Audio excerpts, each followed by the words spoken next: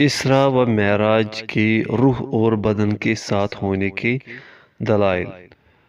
قاضی عیاض رحمہ اللہ کا کہنا ہے کہ رسول اللہ صلی اللہ علیہ وسلم کے اسراء و معراج کی نوعیت کے بارے میں علماء کرام میں اختلاف ہے۔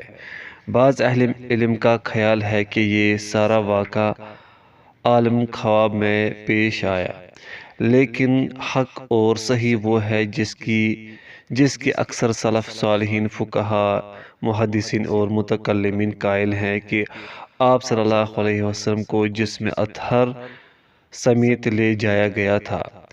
روایات اسی پر دلالت کرتی ہیں۔ جو شخص بھی ان کا مطالعہ کرے گا اور تحقیق کرے گا وہ اسی نتیجے پر پہنچے گا۔ ظاہر روایات کو بلا دلیل چھوڑا نہیں جا سکتا اور نہ ظاہر پر محمول کرنے میں کوئی بات مانع ہے کہ خواہ مخواہ تاویل کرتے پھرے۔ حافظ ابن حجر نے لکھا، اسراء اور معراج ایک ہی رات ہوئے، جاگتے میں ہوئے، جسم اور روح سمیت ہوئے اور بعثت کے بعد ہوئے۔ جمہور محدثین، فقہا اور متکلمین نے اسی کو اختیار کیا ہے۔ تمام صحیح احادیث کے ظاہر الفاظ اسی مسئلہ کی تائید کرتے ہیں۔ اسے چھوڑنے کی کوئی گنجائش نہیں، کیونکہ اس میں کوئی چیز بھی عقلاً محال نہیں کہ تاویل کی ضرورت پڑے۔ ارجن نے لکھا، سوائے ان چند روایت کے جو حسن بصری رحمہ اللہ کے واسطے سے حضرت عائشہ اور حضرت معاویہ رضی اللہ عنہما کی طرف منسوب ہیں اور ان کی سند بھی صحیح نہیں، پوری امت کا اجماع ہے کہ اسراء جسمانی طور پر عالم بیداری میں ہوا۔ اللہ تعالیٰ نے اسراء کی خبر دیتے ہوئے لفظ سبحان ارشاد فرمایا، جو اللہ تعالیٰ کی عظیم قدرت کی طرف اشارہ ہے اور اللہ کی قدرت سے بڑھ کر کوئی چیز نہیں۔ یہ لفظ انہی امور کے سلسلے میں استعمال ہوتا ہے جو انسانی طاقت سے باہر اور عقل سے بعید ہوں اور محال باور کیے جاتے ہوں، اور لفظ عبد جو اس آیت میں آیا ہے، عرب کے فہم و لغت میں جسم و روح کے مجموعے ہی پر دلالت کرتا ہے۔ سورہ نجم کی آیت ما زاغ البصر وما طغى پھر اس امر پر دلالت کرتی ہے کہ یہ سفر جسم و روح دونوں کے ساتھ تھا۔ باقی رہی حسن بصری کی روایت تو وہ دور صحابہ میں معروف نہ تھی اور بعد کی پیداوار معلوم ہوتی ہے۔ اسراء کے وقت حضرت عائشہ رضی اللہ عنہا آپ کی زوجیت میں نہیں آئی تھی اور سن بلوغت کو بھی نہیں پہنچی تھی۔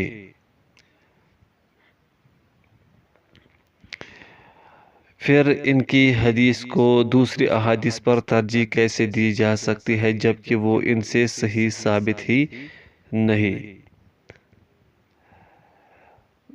خفاجی کہتے ہیں اس حدیث کا متن مخدوش ہے۔ اس کی سند میں محمد بن اسحاق ہیں جنہیں امام مالک رحمہ اللہ نے ضعیف قرار دیا ہے، جبکہ اس کے مقابل احادیث اس سے بہت قوی ہیں۔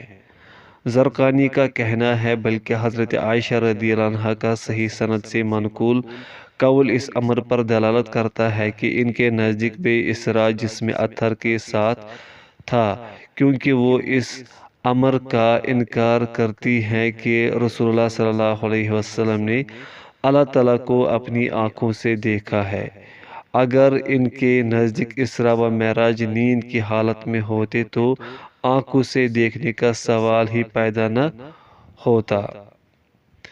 باقی رہی حضرت معاویہ کی روایت تو اولاً اس روایت سے قبل اجماع ہو چکا تھا کہ اسراء و معراج روح و جسم سمیت ہوئے ہیں۔ ثانیاً یہ روایت صحیح سند سے ثابت نہیں کیونکہ یہ محمد بن اسحاق کی روایت ہے۔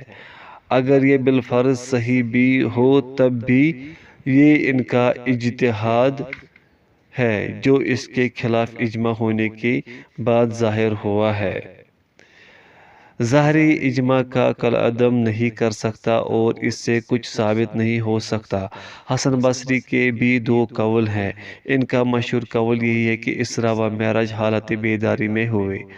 اگر یہ خواب کا واقعہ ہوتا تو قریش اس سے انکار نہ کرتے، نہ کوئی شخص مرتد ہوتا اور نہ یہ خلاف عادت واقعہ سمجھا جاتا۔ قرآن کریم کا اسلوب بیان بھی اس کے خواب ہونے کی نفی کرتا ہے۔ سورہ بنی اسرائیل کی پہلی آیت کا پہلا لفظ سبحان کسی عظیم الشان امر پر دلالت کر رہا ہے۔ پھر لفظ عبد بھی روح و جسم کے مجموعے کو کہا جاتا ہے، جیسے کہ ارجن وغیرہ نے اشارہ کیا ہے۔ یہاں میں گزشتہ بیان کردہ روایت کے علاوہ وہ روایت پیش کرتا ہوں جنہیں اہل علم نے صحیح قرار دیا ہے۔ حضرت انس رضی اللہ عنہ سے روایت ہے، انہوں نے کہا کہ رسول اللہ صلی اللہ علیہ وسلم نے فرمایا، جب مجھے معراج پر لے جایا گیا تو میں ایک ایسی قوم کے پاس سے گزرا جن کے ناخن پیتل کے تھے اور وہ چہروں اور سینوں کو چھیل رہے تھے۔ میں نے پوچھا، جبریل یہ کون لوگ ہیں؟ انہوں نے کہا، یہ وہ لوگ ہیں جو لوگوں کا گوشت کھاتے ہیں اور غیبت کر کے ان کی عزت مجروح کرتے ہیں۔ انہی سے روایت ہے، انہوں نے کہا کہ نبی کریم صلی اللہ علیہ وسلم نے فرمایا، جس رات مجھے اسراء کرایا گیا میں کچھ لوگوں کے پاس سے گزرا، ان کے ہونٹ آگ کی کینچیوں سے کاٹے جا رہے تھے، لیکن وہ ہونٹ جلد ہی ٹھیک ہو جاتے تھے تو پھر کاٹے جاتے تھے۔ میں نے پوچھا، جبریل یہ کون لوگ ہیں؟ انہوں نے کہا، یہ آپ صلی اللہ علیہ وسلم کی امت کے وہ خطیب ہیں جو کہتے کچھ ہیں کرتے کچھ ہیں۔ حضرت ابو ہریرہ رضی اللہ عنہ سے روایت ہے، انہوں نے کہا کہ رسول اللہ صلی اللہ علیہ وسلم نے فرمایا، جس رات مجھے لے جایا گیا ہم 7ویں آسمان پر پہنچے تو میں نے اپنے اوپر دیکھا کہ بادل گرج رہے ہیں اور بجلیاں چمک اور کڑک رہی ہیں۔ پھر میں ایسے لوگوں کے پاس سے گزرا جن کے پیٹ گھڑوں کی طرح پھولے ہوئے تھے، ان کے اندر سانپ تھے جو باہر سے نظر آ رہے تھے۔ میں نے پوچھا، جبریل یہ کون لوگ ہیں؟ وہ کہنے لگے، یہ سود کھانے والے ہیں۔ جب میں آسمان دنیا پر اترا اور نیچے دیکھا تو غبار ہی غبار اور دھواں ہی دھواں پھیلا ہوا تھا اور شور و گل برپا تھا۔ میں نے پوچھا، جبریل یہ کیا ہے؟ انہوں نے کہا، یہ وہ شیاطین ہیں جو انسانوں کی آنکھوں پر منڈلاتے رہتے ہیں تاکہ وہ آسمانوں اور زمینوں کی حکمتوں پر غور و فکر نہ کر سکے۔ اگر ایسا نہ ہوتا تو لوگ غور و فکر کے باعث عجیب و غریب نظارے کرتے۔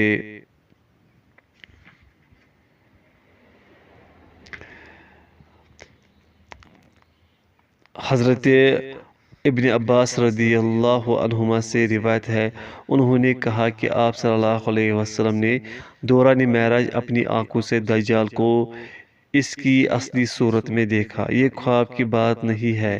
اسی طرح عیسیٰ، موسیٰ اور ابراہیم علیہ السلام کو بھی بچشم خود دیکھا۔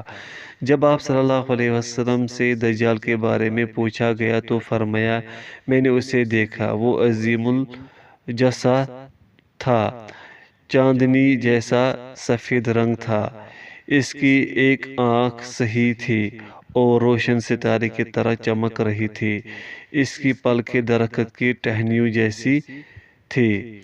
میں نے عیسیٰ کو دیکھا، وہ سفید روح، گھنگریالے بالوں والے، تیز نظر اور ہلکے پیٹ والے تھے۔ میں نے موسیٰ کو دیکھا، وہ سانولے اور گندمی رنگ کے، گھنے بالوں والے، مضبوط جسم والے تھے۔ میں نے ابراہیم کو دیکھا، میں ان کے جس عضو کو بھی دیکھتا تھا اپنے جیسا پاتا تھا، یوں سمجھو وہ بالکل میرے جیسے تھے۔ جبریل مجھ سے کہنے لگے، اپنے والد کو سلام کیجیے۔ میں نے انہیں سلام کیا۔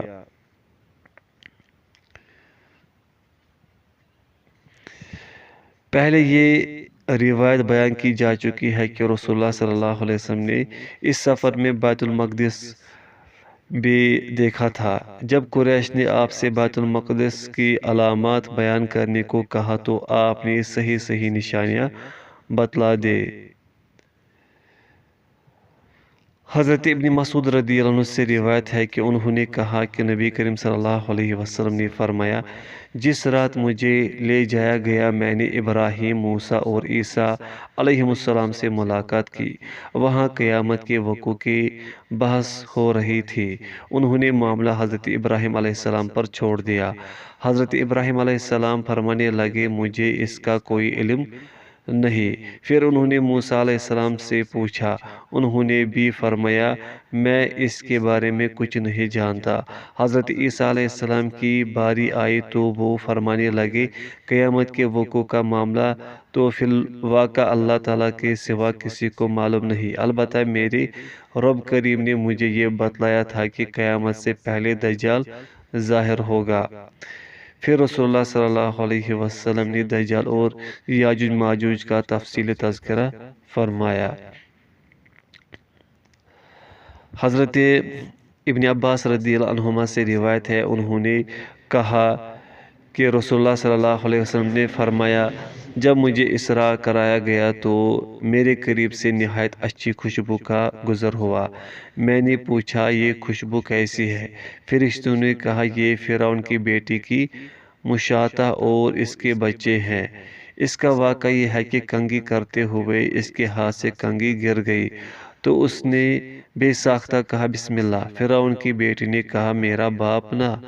مشاطہ بولی، میرا رب ہی تمہارا اور تمہارے والد کا رب ہے۔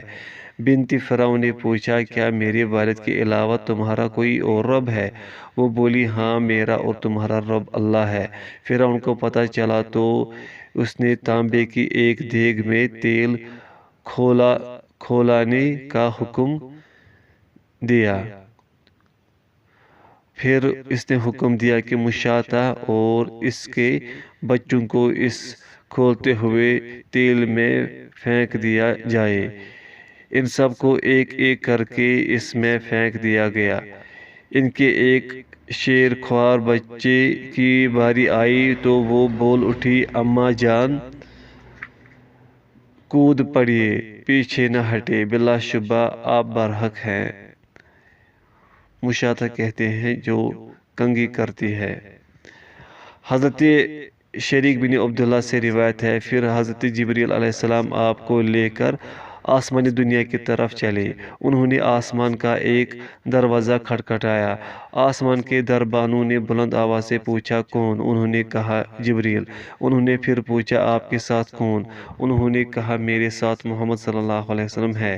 وہ پوچھنے لگے، کیا وہ مبعوث ہو چکے ہیں؟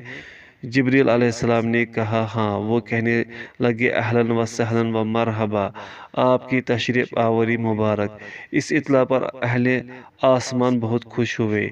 انہیں یہ معلوم نہیں ہوتا کہ اللہ تعالیٰ زمین والوں کے ساتھ کیا کرنا چاہتے ہیں جب تک انہیں بتایا نہ جائے۔ آپ پہلے آسمان پر حضرت آدم علیہ السلام سے ملے۔ حضرت جبریل کہنے لگے، یہ آپ کے والد ہیں، انہیں سلام کیجیے، انہیں سلام کہیے۔ آپ نے سلام کیا۔ حضرت آدم علیہ السلام نے جواب دیتے ہوئے فرمایا، بیٹے خوش آمدید، تم بہت اچھے بیٹے ہو۔ پھر آپ نے آسمانی دنیا پر دو نہریں بہتی دیکھی۔ آپ نے پوچھا، جبریل، یہ دو نہریں کیسی ہیں؟ انہوں نے فرمایا، یہ نیل و فرات کا منبع ہے۔ پھر وہ آپ کو لے کر آسمان میں چلے۔ وہاں ایک اور نہر دیکھی جس پر موتیوں اور زبرجد کے محل بنے ہوئے تھے۔ آپ صلی اللہ علیہ وسلم نے اس نہر کی گہرائی میں اپنا ہاتھ ڈالا، تہ میں مہکتی ہوئی کستوری تھی۔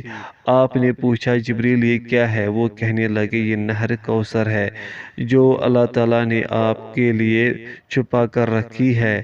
پھر وہ آپ کو دوسرے آسمان کی طرف لے چلی۔ وہاں کے فرشتوں نے بھی وہی کچھ پوچھا جو پہلے آسمان والوں نے پوچھا تھا۔ اس تفصیلی حدیث میں مختلف انبیاء سے ملاقات، نمازوں کی فرضیت اور ان میں تخفیف، سدرۃ المنتہا اور تعریف باری تعالیٰ کا ذکر ہے۔ اسراء و معراج کے متعلق اہم نکات۔ اسراء و معراج کی حدیث محدثین اور مورخین کے نزدیک متفقہ ہے، قرآنی آیت اور احادیث صحیحہ سے قطعی طور پر ثابت ہے، اور جمہور اہل اسلام کے نزدیک یہ آپ صلی اللہ علیہ وسلم کا عظیم معجزہ ہے۔ اس کا انکار دین اسلام کے ایک قطعی امر کا انکار ہے۔ یہ معجزہ ان عظیم شدائد و مصائب کے بعد صادر ہوا جن سے رسول اللہ صلی اللہ علیہ وسلم کو گزرنا پڑا۔ اس کا مقصد یہ تھا کہ رسول اللہ صلی اللہ علیہ وسلم کے پختہ عزم کی تجدید کر دی جائے، اور یہ واضح ہو جائے کہ آپ صلی اللہ علیہ وسلم کی قوم کی آپ سے بدسلوکی کا یہ مطلب نہیں کہ اللہ تعالیٰ نے آپ کو چھوڑ دیا ہے، بلکہ یہ ماجرا تو ہر دور اور ہر علاقے میں اللہ کے نیک بندوں کے ساتھ گزرتا رہا ہے۔ اس معجزے سے یہ بھی پتہ چل گیا کہ مستقبل دین اسلام کا ہے۔ تبھی محمد رسول اللہ صلی اللہ علیہ وسلم سے دوسرے تمام انبیاء کی امامت کروائی گئی۔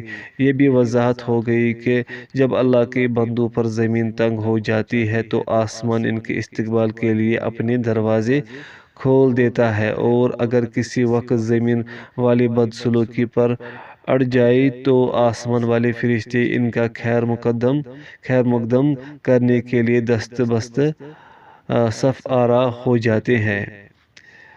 بیت المقدس کا سفر اور آسمانی سیر کے لیے زمان و مکان کی یگانگت اس امر کی گواہی دیتی ہے کہ اللہ رب العزت کے نزدیک بیت المقدس بے حد مقدس ہے۔ اس سے اس مضبوط تعلق پر بھی روشنی پڑتی ہے جو حضرت عیسیٰ بن مریم علیہ السلام اور حضرت محمد بن عبداللہ صلی اللہ علیہ وسلم کی بعثت کے درمیان پایا جاتا ہے۔ یہ بھی پتہ چلتا ہے کہ انبیاء کے مابین ایک ہی دین کا مضبوط رابطہ موجود ہے۔ حاشیہ: یہاں میرا اشارہ ایک صحیح حدیث کی طرف ہے۔ انبیاء اللاتی بائی ہیں جن کی مائیں مختلف ہیں اور ان کا دین ایک ہے۔ اسے بخاری و مسلم کے علاوہ دیگر محدثین نے بھی روایت کیا ہے۔ حاشیہ مکمل ہوا۔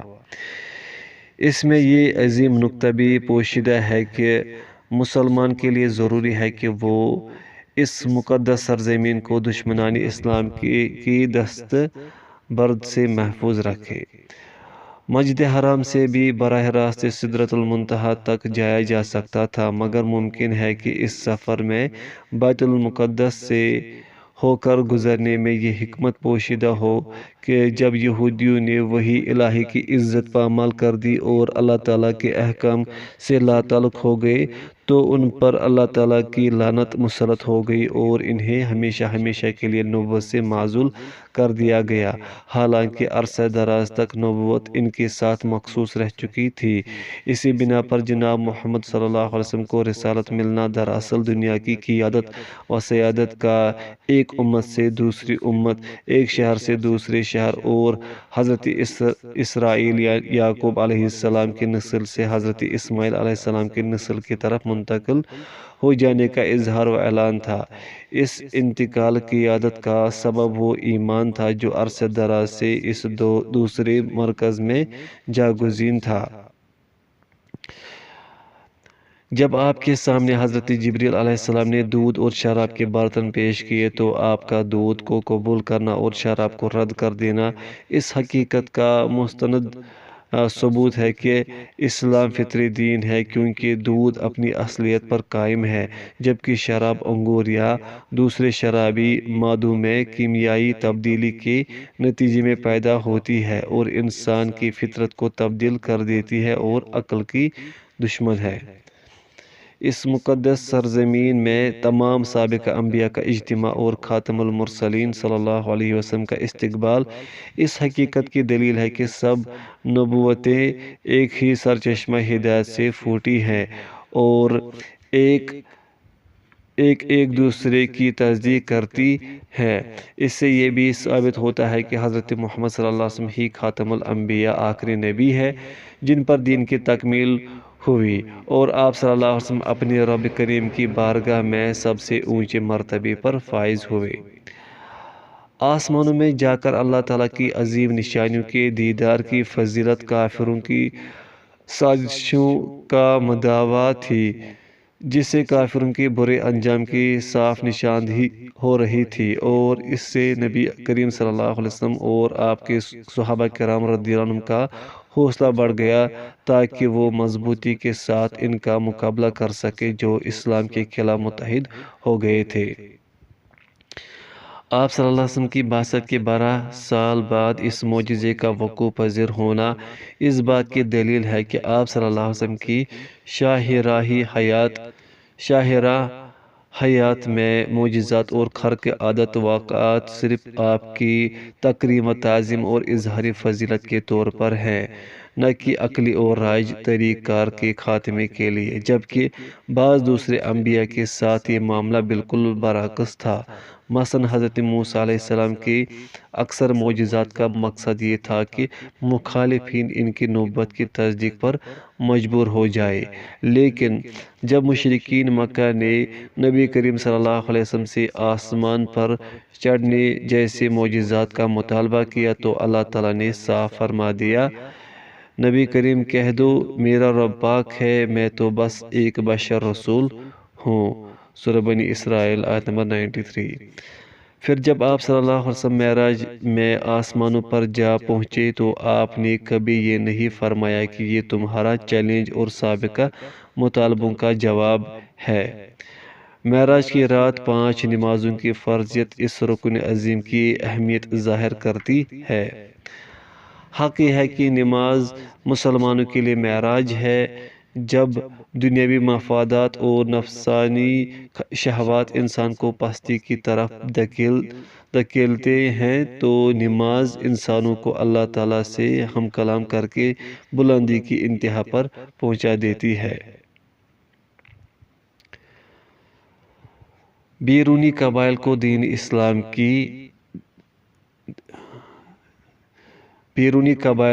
اسلام کی دعوت۔ رسول اللہ صلی اللہ علیہ وسلم ہمیشہ ایسی پرسکون جگہ کی تلاش میں رہے جہاں امن و سکون کے ساتھ اللہ تعالیٰ کی عبادت کی جا سکے، اس لیے آپ نے اپنے صحابہ کو حبشہ کی طرف ہجرت کی اجازت مرحمت فرمائی تھی۔ آپ خود بھی طائف تشریف لے گئے تھے اور وہاں کے قبائل کو دین اسلام کی دعوت دی تھی۔ آپ صلی اللہ علیہ وسلم کا یہ عمل اللہ تعالیٰ ہی کے حکم سے تھا۔ حافظ ابن حجر نے لکھا، امام حاکم نے مستدرک میں اور ابو نعیم اور امام بیہقی نے اپنی اپنی دلائل نبوہ میں حسن سند کے ساتھ ابن عباس رضی اللہ عنہما کی یہ روایت بیان کی ہے کہ انہوں نے کہا، مجھ سے حضرت علی بن ابی طالب رضی اللہ عنہ نے بیان فرمایا کہ جب اللہ تعالیٰ نے نبی کریم صلی اللہ علیہ وسلم کو حکم دیا کہ دیگر قبائل عرب کو دعوت اسلام دے تو آپ مینا کی طرف چلے۔ میں اور حضرت ابوبکر بھی آپ کے ساتھ تھے۔ ہم ایک عرب قوم کی مجلس میں جا پہنچے۔ حج کے دن اور تجارتی منڈیاں قبائل عرب کے بڑے بڑے سرداروں سے ملاقات کے بہترین مواقع مہیا کر دیتی تھی۔ نیز عوام الناس کو تبلیغ کرنے کا بھی یہ بہترین طریقہ تھا۔ آپ بڑے بڑے سرداروں سے مطالبہ کرتے تھے کہ میری حفاظت و حمایت کا ذمہ لو۔ ایسا نہیں تھا کہ آپ ان کو اپنی دعوت قبول کرنے پر مجبور کرتے تھے۔ ان مواقع پر آپ عموماً اس طرح خطاب فرماتے تھے، ترجمہ، کیا کوئی ایسا شخص ہے جو مجھے اپنی قوم کے علاقے میں لے جائے؟ قریش نے مجھے اپنے رب کریم کا پیغام لوگوں تک پہنچانے سے روک رکھا ہے۔ نیز آپ فرماتے، اے بنو فلاں، میں تمہاری طرف اللہ تعالیٰ کا رسول ہوں۔ اللہ تعالیٰ تمہیں حکم دیتا ہے کہ تم اس کی عبادت کرو اور اس کے ساتھ کسی کو شریک نہ ٹھہراؤ، اور اللہ تعالیٰ کے سوا تمام معبودوں سے لا تعلق ہو جاؤ، اور یہ کہ مجھ پر ایمان لاؤ، میری تصدیق کرو اور میری حفاظت کرو تاکہ میں تمہیں اللہ تعالیٰ کے وہ پیغامات پہنچا سکوں جو اس نے میری طرف بھیجے ہیں۔ اس دوران آپ کا چچا ابو لہب، جس کا اصل نام عبدالعزیٰ بن عبدالمطلب تھا، آپ صلی اللہ علیہ وسلم کے پیچھے پیچھے جاتا تھا۔ جب آپ اپنی بات کر کے فارغ ہوتے تو وہ کہتا، یہ شخص تمہیں دعوت دیتا ہے کہ تم اپنے آبا و اجداد کا دین چھوڑ دو، لات و عزا اور اپنے حلیفوں کو جو بنی مالک بن عقیش سے ہیں چھوڑ کر اس کی لائی ہوئی بدعت، نیا دین اور گمراہی قبول کر لو۔ حاشیہ: یہ احمد اور ابن اسحاق کی روایت کے مضمون کا کچھ حصہ ہے۔ طارق محاربی کی ایک حسن روایت جو ابن اسحاق نے نقل کی، اس میں ہے کہ رسول اللہ صلی اللہ علیہ وسلم کا چاچا ابو لہب آپ کے پیچھے پیچھے جاتا اور آپ کو پتھر مارتا، جس سے آپ کے ٹخنے لہو لہان ہو جاتے تھے۔ حاشیہ مکمل ہوا۔ وہ قبائل جن کے پاس رسول اللہ صلی اللہ علیہ وسلم تشریف لے گئے اور انہیں اسلام کا پیغام پیش کیا، مگر انہوں نے اس پیشکش کو رد کر دیا اور اسلام قبول کرنے سے انکار کر دیا، مندرجہ ذیل ہیں: بنو کندہ، ان میں ان کا سردار ملیح یا فلیح موجود تھا، قبیلہ کلب میں سے بنو عبداللہ، اور بنو حنیفہ، انہوں نے بڑا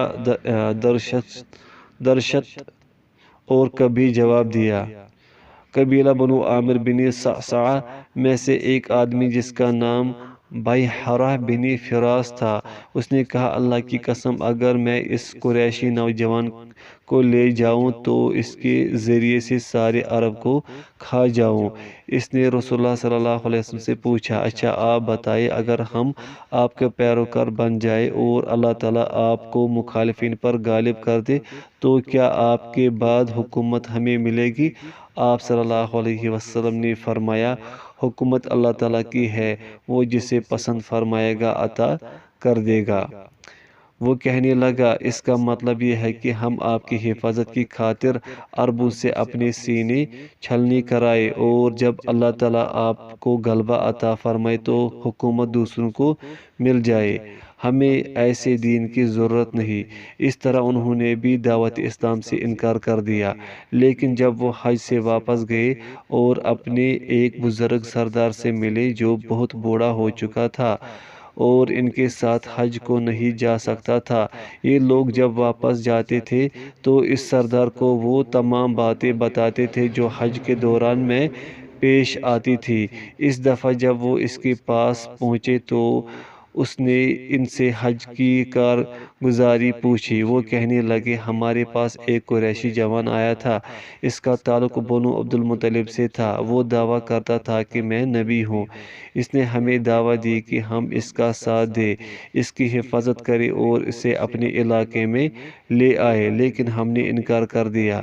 بزرگ نے افسوس کے ساتھ اپنے دونوں ہاتھ سر پر رکھ لیے اور کہنے لگا، او بنو عامر، کیا اب اس کی تلافی ممکن ہے؟ کیا یہ موقع دوبارہ ہاتھ آ سکتا ہے؟ قسم اس ذات کی جس کے ہاتھ میں میری جان ہے، کسی بھی اسماعیلی نے کبھی ایسی بات جھوٹ نہیں کہی، یہ دعویٰ یقیناً سچ ہے، تمہاری عقل کہاں گھاس چرنے چلی گئی تھی؟ حاشیہ: ابن اسحاق نے اسے زہری سے مرسل سند کے ساتھ روایت کیا ہے، دیگر مورخین نے اسے ضعیف سندوں کے ساتھ روایت کیا ہے۔ ابن ہشام کا کہنا ہے کہ اس بزرگ کا نام فراس بن عبداللہ بن سلمہ ہے۔ حاشیہ مکمل ہوا۔ محارب بن خصفہ، بنو فزارہ، غسان، بنو سلیم، بنو عبس، بنو نضر، بنو بقا، بنو عزرہ، حضارمہ، بنو ربیعہ، بنو شیبان، جن کے سردار مفروق بن عمر، ہانی بن قبیصہ اور مثنہ بن حارثہ تھے۔ سب لوگوں نے طرح طرح کے ہیلے بہانے تراشے اور کہا، ہم اپنی قوم سے مشورہ کریں گے، اس وقت تک آپ انتظار کریں۔ مثنہ بن حارثہ نے کہا، ہم نے کسریٰ سے یہ معاہدہ کر رکھا ہے کہ نہ ہم خود بغاوت کریں گے نہ کسی باغی کو پناہ دیں گے۔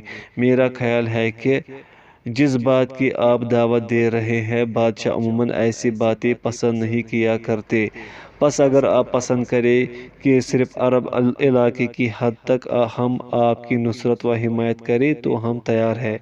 رسول اللہ صلی اللہ علیہ وسلم نے فرمایا، تم نے برا جواب نہیں دیا کیونکہ تم نے سچی اور صاف بات کہہ دی ہے، تاہم اللہ تعالیٰ کے دین کا گار وہ شخص بن سکتا ہے جسے اللہ تعالیٰ نے ہر طرف سے گھیر رکھا ہو، یعنی اس سے اللہ تعالیٰ کے سوا کسی کا کوئی خوف نہ ہو۔ ذرا بتاؤ، اگر تھوڑی ہی عرصے میں اللہ تعالیٰ تمہیں ان کی زمینوں، علاقوں اور مال و دولت کا وارث بنا دے اور ان کی عورتیں تمہاری لونڈیاں بنا دی جائے تو کیا تم اللہ تعالیٰ کی تسبیح و تقدیس کرو گے؟ نعمان بن شریک بولے، اللہ کی قسم ہاں۔ چنانچہ رسول اللہ صلی اللہ علیہ وسلم نے یہ آیت تلاوت کی۔ ترجمہ: یقیناً ہم نے آپ کو گواہی دینے والا، خوشخبری سنانے والا، ڈرانے والا اور اللہ کی طرف اس کے حکم سے دعوت دینے والا اور روشن چراغ بنا کر بھیجا ہے۔ سورۃ الاحزاب۔ اسراء و